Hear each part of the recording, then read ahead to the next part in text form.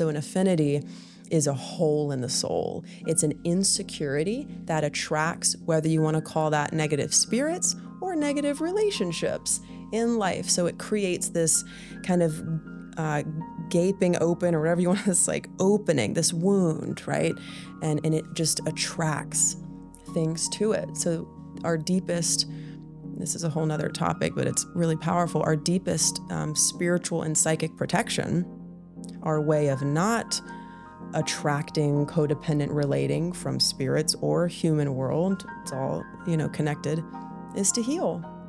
It's not your crystals, it's not your cool technology, it's the depth that you are willing to go to create a healing at the level of soul. So it's just, I think for a lot of people, and myself included, when I first started kind of dabbling in at least the concept of these spaces, was the confusion about the language, and I think also being stuck in it, maybe because I'm a computer science major lawyer, that I'm stuck in definitions and understanding definitions. Is there anything you can do to help people understand?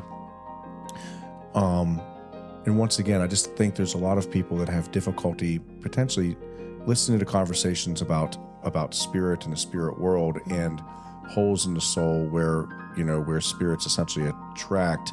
And I think they get these concepts of like Thanos and things like that from like Marvel movies, but it doesn't really look exactly like that. It doesn't really present exactly like that, even if you're looking at it. Can you talk a little bit more about that?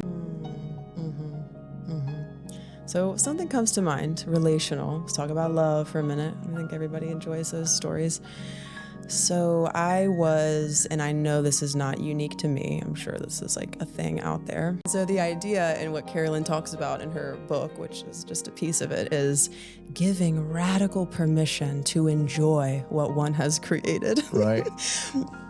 And I healed the pattern. I literally, and so it worked for me. The proof is in the pudding. It worked.